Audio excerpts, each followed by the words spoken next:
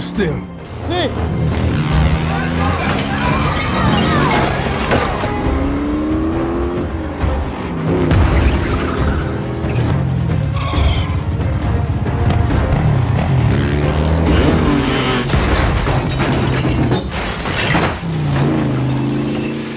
Adios, Toretto. Okay, Buster. Let's see if this works.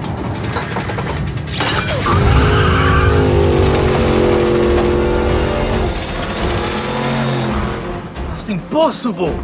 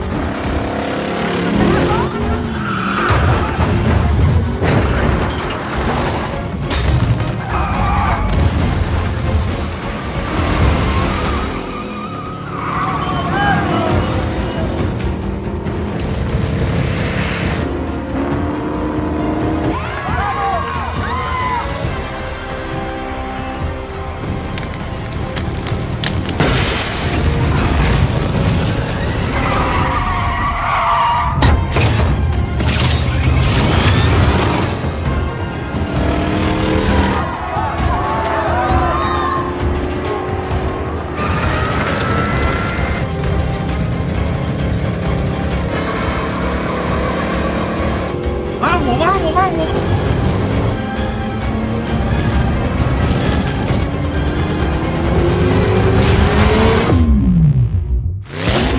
¡Coño!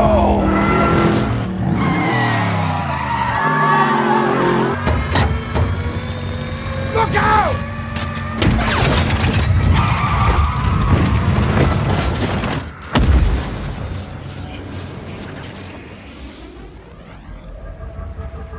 Welcome student, आज हम शुरू करने लगे हैं फर्स्ट ईयर फिजिक्स का चैप्टर नंबर 10 और उसकी असाइनमेंट नंबर 10.2। तो चले पहले हम रीड कर लें।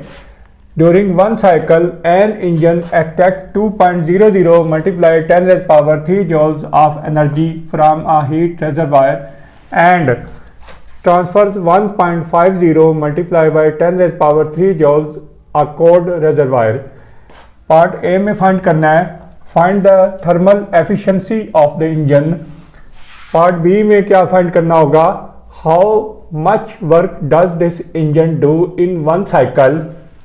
और पार्ट सी में what average power does the engine generate if it goes through 4 cycles in 2.50 second. तो इस क्वेश्चन को अंडरस्टैंड करने के लिए हम यहाँ पर सिस्टम जो है वो बना लेते हैं। आप कंसिडर करें कि ये जो है ना हॉट रिजर्वायर है,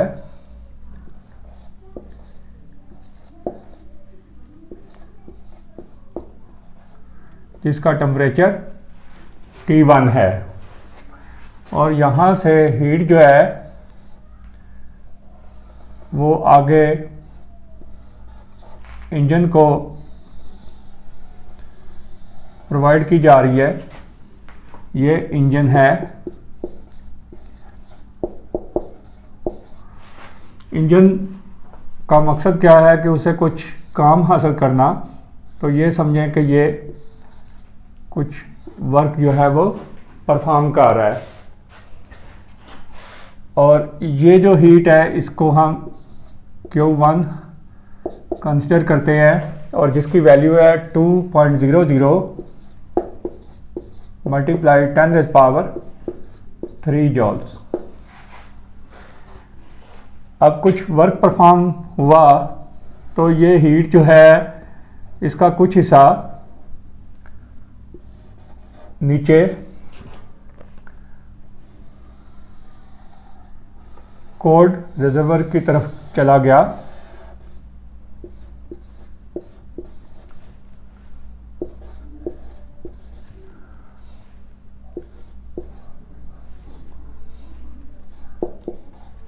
और ये जो हीट जो कि कोल्ड रिजर्वायर की तरफ गई उसकी वैल्यू है 1.50 जो थोड़ी सी कुछ कम है। Multiply 10⁻³ joules.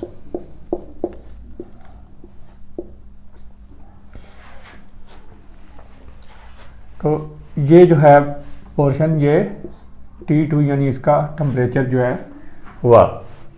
चलिए अब पहले हम गिवन डाटा जो है वो लिख लेते हैं।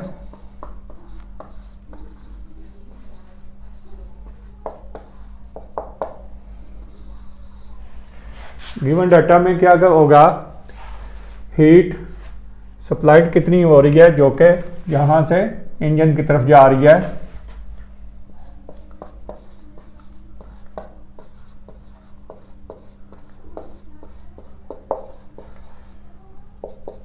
उसको हम शो करते हैं Q1 से, और उसकी वैल्यू है 2.00 मल्टीप्लाई 10⁻³ जॉल्स। और दूसरा जो कि हीट जो है वो रिजेक्ट हो रही है, यानी इंजन से इस तरफ जा रही है, तो वो हीट रिजेक्टेड, उसकी वैल्यू है Q2 और वो है 1.50 मल्टीप्लाई 10⁻³ जॉल्स। हमने फाइंड क्या करना है, टू फाइंड में हम बारी बारी A, B और C पार्ट जो है वो सॉल्व करेंगे।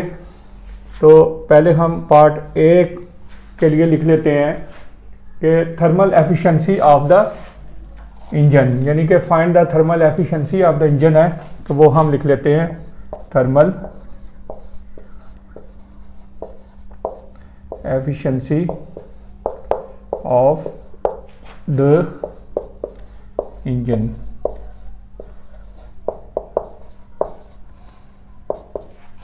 और उसको हम एटा से शो करते हैं, यानी कि किसी भी इंजन की कितनी एफिशिएंसी हो सकती है वो हम फाइंड आउट करना होगा हमें, कि अगर हम कितनी हीट देंगे और कितनी हीट जो है वो कोल्ड रिजर्वायर की तरफ, बाकी जो है वो वर्क की फॉर्म में ये परफॉर्म हो जाएगी। तो ये हमने पहले फाइंड आउट करना है। तो चलिए अब पहले कैलकुलेशन से स्टार्ट ले लेते हैं।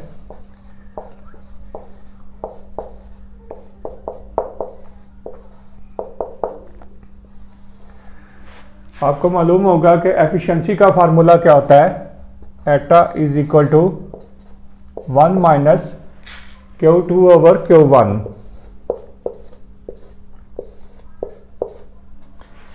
हम ऐसा करते हैं कि यहाँ पर वैल्यूज पुट कर लेते हैं।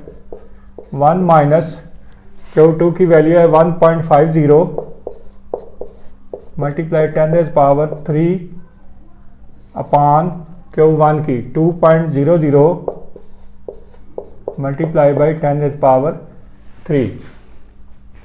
तो हमारा रिजल्ट क्या आएगा, हम इसको बेशक आगे लिख लेते हैं। 1 माइनस 1.5 अपॉन 2, और ये 10⁻³ से कैंसिल हो गया।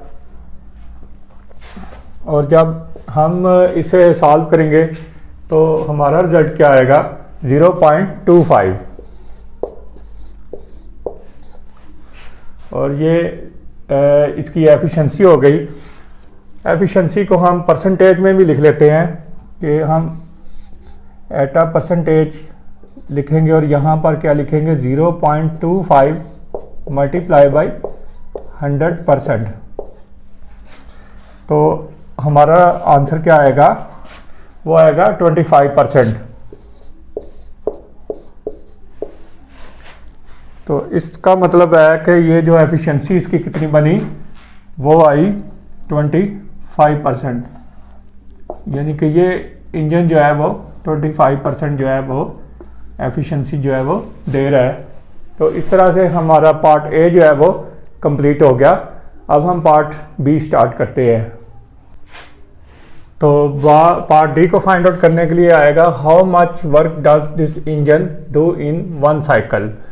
तो यहाँ पर हम लिखेंगे वर्क डन, टू फाइंड में work done in by the engine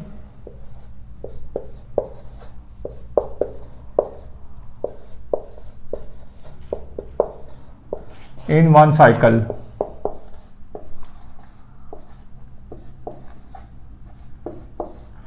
और उसको हम शो करेंगे डेल्टा W से। तो इसकी कैलकुलेशन हम स्टार्ट करते हैं, जिसमें डेल्टा W इसकी क्या वैल्यू है, एटा मल्टीप्लाई बाई Q1, यानी जो एफिशिएंसी है एटा की वो 0.25 या 25% है, यानी इधर 0.25 और 25%।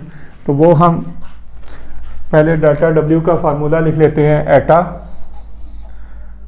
Multiply by Q1। तो एटा के लिए क्या होगा, 0.25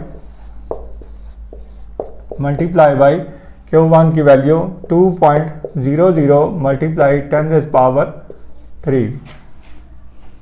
और जब हम इसको सॉल्व करेंगे तो हमारा क्या आंसर बनेगा, वो आएगा 5.00 या 5.0 मल्टीप्लाई 10⁻² जॉल्स, क्योंकि वर्क जो है उसकी यूनिट जॉल्स होती है। तो इस तरह से हमने पार्ट बी जो है वो कंप्लीट किया। अब हम स्टार्ट करते हैं पार्ट सी। पार्ट सी के लिए फाइंड आउट क्या करना है, what average power does the engine generate if it goes through 4 cycles in 2.50 second. तो इसका मतलब है कि हमने एवरेज पावर जो है वो फाइंड आउट करनी है, एवरेज पावर, और वो किससे रिप्रेजेंट करेंगे, P से ये फाइंड आउट करेंगे। तो पहले हमें क्या करना होगा कि हम लिखते हैं कि टाइम फॉर 4 साइकिल कितना है, फिर इसके बाद फार्मूला लगाते हैं टाइम फॉर 4 साइकिल्स, क्योंकि यहाँ पर गिवन है 4 साइकिल के लिए टाइम कितना है, 2.50 सेकंड। तो इसका मतलब है कि टाइम फॉर 1 साइकिल कितना हुआ,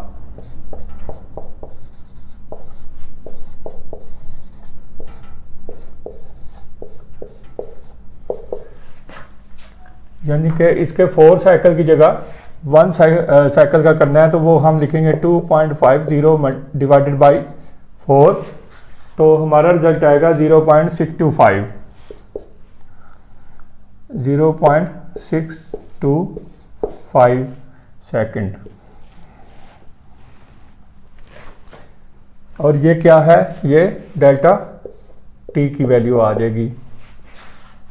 तो चलिए अब हम पहले फार्मूला लगा देते हैं, P = डेल्टा W, यानी जो वर्क डन हुआ था, और दूसरा ओवर डेल्टा T। हम यहाँ पर डेल्टा W की जो वैल्यू यहाँ लिखी थी 5.0 मल्टीप्लाई 10⁻² अपान, और ये जो 0.625 है इसके साथ डिवाइड कर लेते हैं। जब हम इस को कैलकुलेट करेंगे तो हमारा रिजल्ट क्या आएगा, 8.00 मल्टीप्लाई बाई 10⁻² जॉल्स, 10⁻² वाट, क्योंकि ये पावर जो है वो वाट में होती है। तो इस तरह से यानी कि इसकी जो पावर इंजन की वो कितनी आ रही है, 8.00 मल्टीप्लाई 10⁻² वाट। तो इस तरह से हमने इस इंजन की जो है वो पावर भी फाइंड आउट कर ली है, इसका जो एफिशिएंसी भी फाइंड आउट की, और उसका वर्क जो है वो भी फाइंड आउट कर लिया। तो उम्मीद है कि आपको इसकी अच्छी तरह से समझ आ गई होगी। तो इजाज़त चाहता हूँ, अल्लाह हाफिज़।